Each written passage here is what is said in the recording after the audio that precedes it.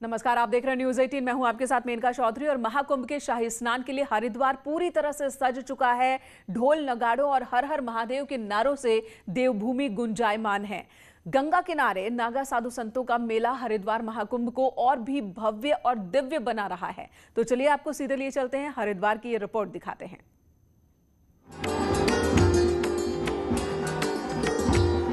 हरिद्वार में सज गया कुंभ मेला।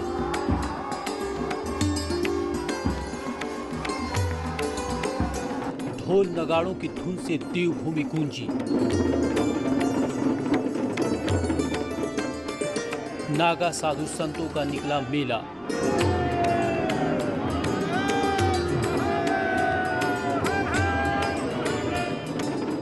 देवभूमि के देवों की जयकार सुनो। मठ पर बैठे महंत जटाधारी संत। लग गए टेंट जहां बैठे हैं संत महंत। कुंभ में जुट रही भक्तों की भीड़।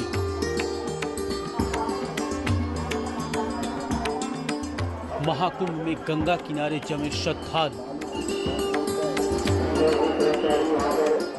गंगा में लगा रहे आस्था की डुबकी।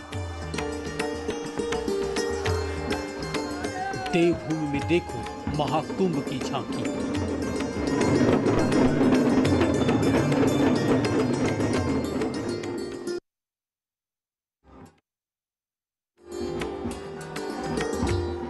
हरिद्वार में सज गया कुंभ में।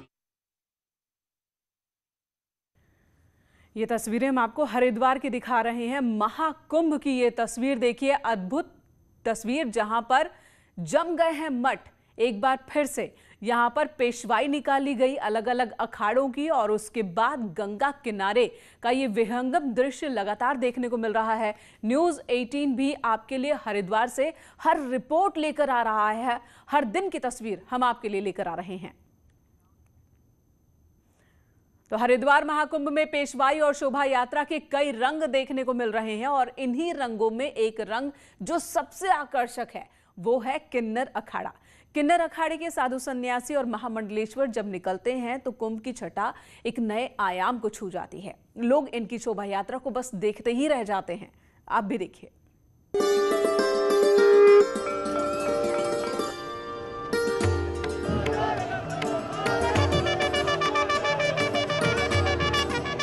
हरिद्वार कुंभ में किन्नर अखाड़े की रौनक अलग ही दिख रही है। साल 2016 में सिंहस्थ कुंभ यानी कि उज्जैन में हुए कुंभ में किन्नर अखाड़ा अस्तित्व में आया, और फिर 2019 में प्रयागराज में हुए दिव्य कुंभ और भव्य कुंभ में शामिल हुए।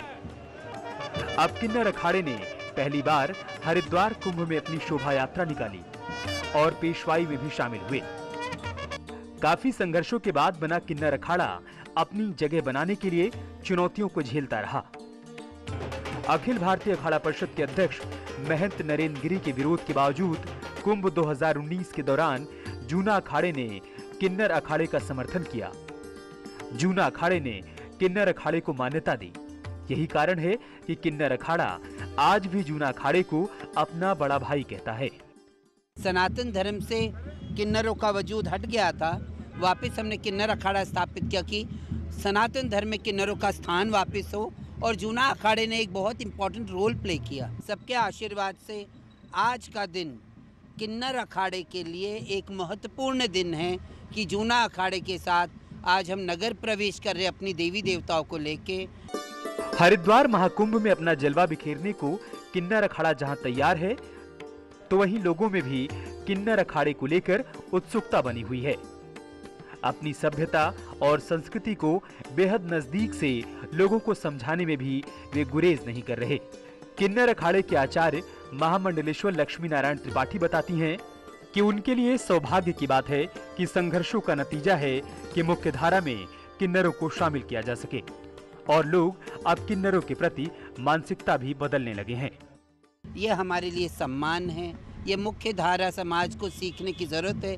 जब सन्यासियों ने किन्नरों को एक्सेप्ट किया, अपनाया, कलेजे से लगाया, वो भी जूना अखाड़े के, तो समाज को भी अपनी दृष्टि को बदलने का समय आ गया है। लोगों के मन में किन्नर के लैंगिकता, धर्म और इतिहास को भी जानने की इच्छा होती है। और हरिद्वार में हर रंग से लोग रूबरू भी हो रहे हैं। जूना अखाड़े के अध्यक्ष बताते हैं कि देश में हिंदू सनातन धर्म से कालांतर में किन्नरों के हुए पतन को पुनर्स्थापित करने का काम किन्नर अखाड़ा कर रहा है और हमारी संस्कृति का अभिन्न अंग किन्नर अखाड़ा बन गया है। हाँ, महिलाएं भी जुड़ रही हैं हमारे किन्नर अखाड़े में। महिलाएं भी महामंडलेश्वर हैं, पुरुष भी महामंडलेश्वर हैं। उज्जैन में सबसे पहला इतिहास ये था कि उज्जैन में हमारा सबसे पहला कुंभ हुआ और उज्जैन से हमें बहुत सम्मान भी मिला किन्नर अखाड़े को। सेकंड कुंभ हमारा जो हुआ वो प्रयागराज में 19 में हुआ और ये अब पहला कुंभ हमारा हरिद्वार में है। वो बहुत अच्छा लगता है, हमारे उनके साथ बहुत अच्छे लगन है। हम उनके साथ जुड़ने से हमारा प्रेम बढ़ता है, आना कुशल मंगल है। 5 साल हो गए जुड़े ले। ऐसा नहीं है कि किन्नर अखाड़े से सिर्फ किन्नर ही जुड़े हैं। कई महिलाएं और पुरुष भी महामंडलेश्वर की उपाधि के साथ किन्नर अखाड़े में जुड़कर धर्म की रक्षा का संदेश दे रहे हैं। उनका कहना है कि किन्नरों की धर्म के प्रति श्रद्धा उन्हें किन्नर अखाड़े से जुड़ने के लिए प्रेरित करती है। मुझे किन्नर अखाड़े से जुड़कर एक अपूर्व अनुभूति हुई। मुझे यहाँ पे ये लगा कि यहाँ पे सिर्फ एक पुरुषार्थ की भावना से नहीं, स्त्री को, किन्नर को, पुरुष को, सबको एक समान दर्जा देके आगे सनातन धर्म का प्रचार या प्रसार करने के लिए अक्सर किया जाता है। किन्नर अखाड़ा बोले तो देव, दानव, यक्ष, गंधर्व, किन्नर, साधु, संत, सन्यासी, फिर आम मानव। तो किन्नर की जगह एक नर और एक नारी दोनों सम्मिलित है और नर नारी का मिलाप बोले तो किन्नर है। अब किन्नर अखाड़े में महामंडलेश्वर पदों पे स्त्री भी विराजमान है, पुरुष भी विराजमान है, किन्नर भी विराजमान है। तो किन्नर अखाड़े में इस सारी चीज़ों का भेदभाव नहीं है। हमारे अखाड़े का मेन जो पर्पस है वो यही है कि हम सनातन धर्म को आगे लेकर जाएं और हिंदू धर्म को, सनातन धर्म को और अपनी जितनी जनता है भारतवर्ष के मतलब उनके उल्लास के लिए, उनके डेवलपमेंट के लिए और सोसाइटी के अंदर मतलब कि डिवोशनल और माइथोलॉजी जो लोग नहीं पता उन बच्चों को भी और समाज के लोगों को भी हम जागरूक करें धर्म के प्रति। संस्कृति और सभ्यता हमेशा से आकर्षण का केंद्र है और कुंभ का मौका ऐसा है जब भक्ति का हर रंग आपको अगले 1 महीने बरबसी अपनी ओर खींच लेगा। न्यूज़ 18 के लिए हरिद्वार से कैमरा पर्सन भरत शर्मा के साथ भारती सकलानी की रिपोर्ट। कुंभ की पहचान नागा साधुओं और अखाड़ों से होती है। शाही पेशवाई और नागा साधुओं का शाही स्नान किसी भी कुंभ का प्रमुख आकर्षण होता है। उन्हीं नागा साधुओं की हर जानकारी कुंभ में ही क्यों दिखते हैं नागा साधु, ये जानकारी भी हम आपको देंगे। कुंभ के बाद कहाँ रहते हैं, कैसी होती है इनकी दिनचर्या, तमाम जानकारियां इस रिपोर्ट में।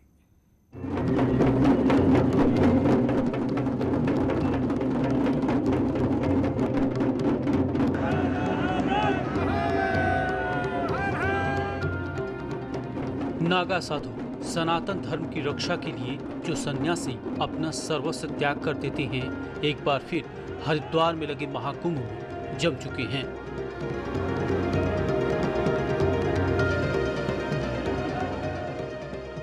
आदि जगत गुरु शंकराचार्य की 2500 साल पुरानी परंपरा का निर्वहन आज भी दशनामी सन्यासी कर रहे हैं। इनकी यही भव्यता, शोभा देखने को मिलती है महाकुंभ में। और न्यूज़ 18 आज आपको दिखाएगा नागा बाबाओं की यही कहानी, किस तरह से वो अपना श्रृंगार करते हैं और कैसे उनकी दिव्यता, भव्यता देखने को मिलती है महाकुंभ में।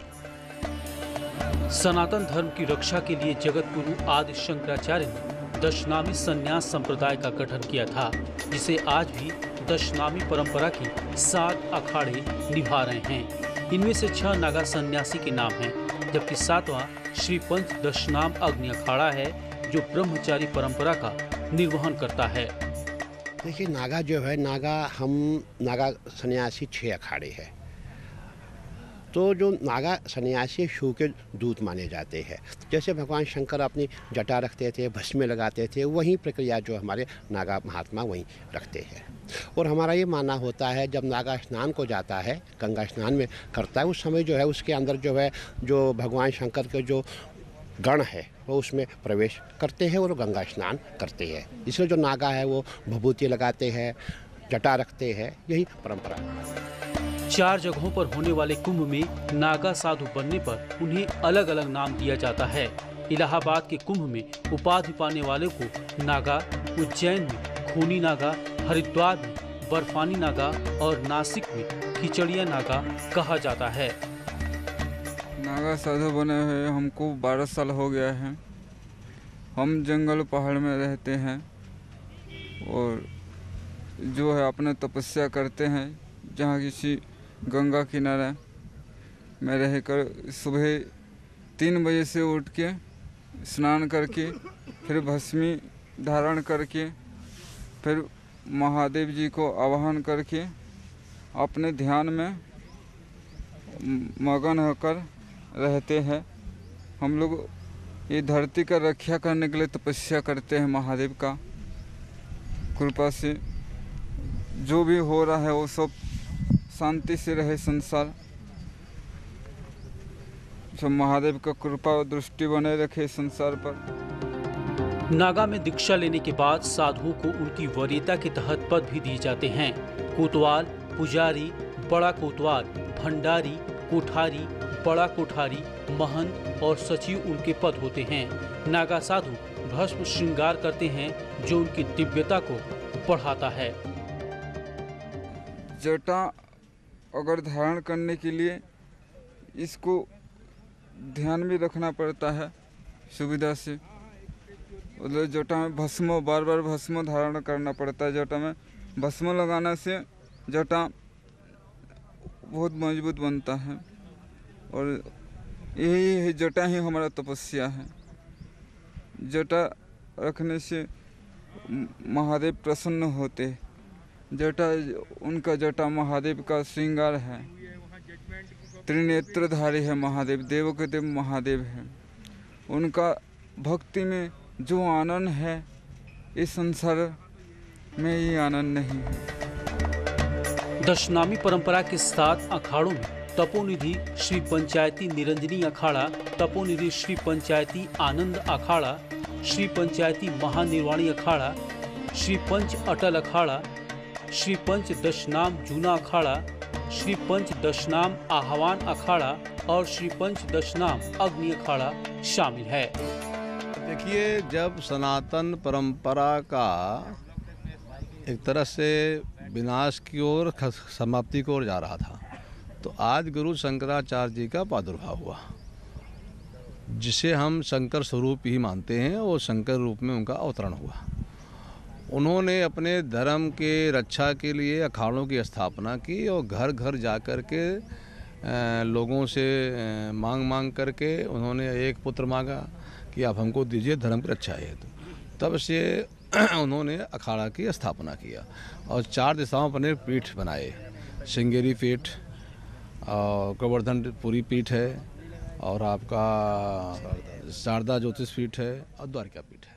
श्री निरंजनी पंचायत अखाड़ों में पद की बहुत गरिमा होती है और यहाँ पर महंतों और रमता पंचों को ही अधिकार है कि वो आचार्य महामंडलेश्वर और महामंडलेश्वर पद पर नियुक्ति करें और उन्हें हटाने का अधिकार भी उन्हीं के पास होता है। चारों वेदों और उपनिषदों का प्रकांड विद्वान वही होगा, वही आचार्य महामंडलेश्वर पद पर सुशोभित होता है।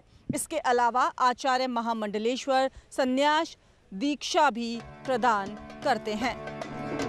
दशनामी सन्यासी परंपरा के मुताबिक नागाओं का इतिहास बहुत गौरवशाली है। गृहस्थ जीवन में जाने वाले गोस्वामी माने जाते हैं और इन्हीं दशनामी गोस्वामियों को आदि जगत गुरु शंकराचार्य का आध्यात्मिक उत्तराधिकारी भी माना जाता है। दशनामी सन्यासी का श्रृंगार बहुत ही महत्वपूर्ण होता है और ये अपने श्रृंगार में गेरुआ वस्त्र, भस्मी, रुद्राक्ष को ही धारण करते हैं। साथ ही इन्हें शिखा सूत्र का भी परित्याग करना होता है। दीक्षा मंत्र के प्रति पूर्ण निष्ठा इनके लिए बहुत ज़्यादा ज़रूरी होती है। संन्यास ग्रहण करने के बाद ये तीर्थ भ्रमण ही ज़्यादातर करते हैं।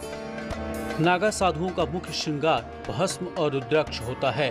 भस्म में खुशबू के साथ साथ कई रोगों से लड़ने की भी क्षमता होती है, जिसे तैयार करने में काफी मेहनत की जाती है।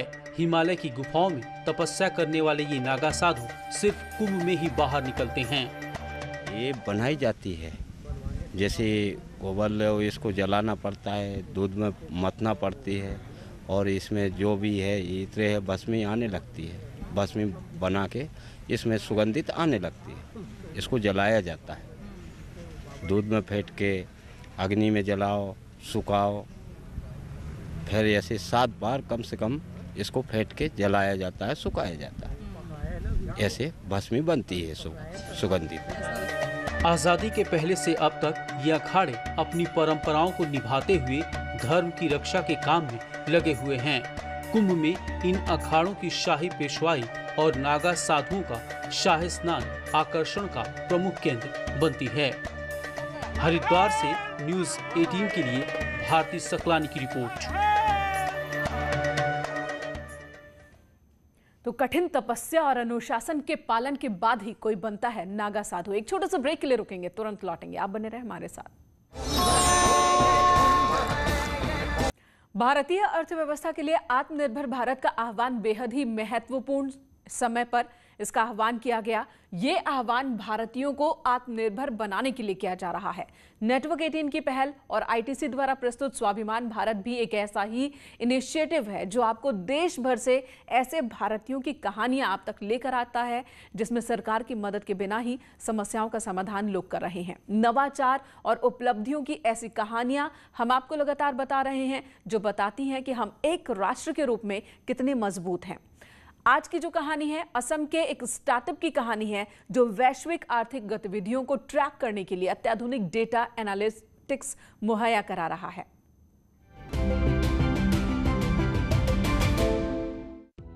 गुवाहाटी स्थित तथ्य अर्थ लगभग रियल टाइम पर आर्थिक गतिविधियों को मॉनिटर करने के लिए उपकरणों का निर्माण करती है। इसका लक्ष्य डेटा कैप्चर करने के लिए स्पेस टेक्नोलॉजी और आर्टिफिशियल इंटेलिजेंस में नवीनतम प्रयोग करके डेटा को सर्विस प्लेटफॉर्म के रूप में मुहैया कराना है। तथ्य अर्थ की स्थापना की यहाँ के सीईओ गुंजन ठाकुरिया ने, जो कि आईआईटी मद्रास के पूर्व छात्र रहे हैं। तथ्य अर्थ के प्रोप्राइटरी डीप लर्निंग एल्गोरिथम को प्रमुख शिक्षाविदों और उद्योग विशेषज्ञों के सहयोग से विकसित किया गया है। We want to use AI to help effective functioning of our nation and society. Our tools, we envision our tools could be used by different important stakeholders of our society like government bodies, farmers, defense, etc. to effectively make better decisions which would lead to a stronger Bharat. यह machine learning और remote sensing तकनीक का इस्तेमाल करके satellite imagery और जियो location जैसे वैकल्पिक data स्रोतों पर उपयोग करता है। यह steel index, metal index, auto manufacturing index और कमोडिटी प्राइस इंडेक्स जैसे उत्पाद बनाता है। तथ्य अर्थ डेटा और एनालिटिक्स में अत्याधुनिक तकनीक का निर्माण कर रहा है और वो भी स्वाभिमानी रास्ता अपनाकर।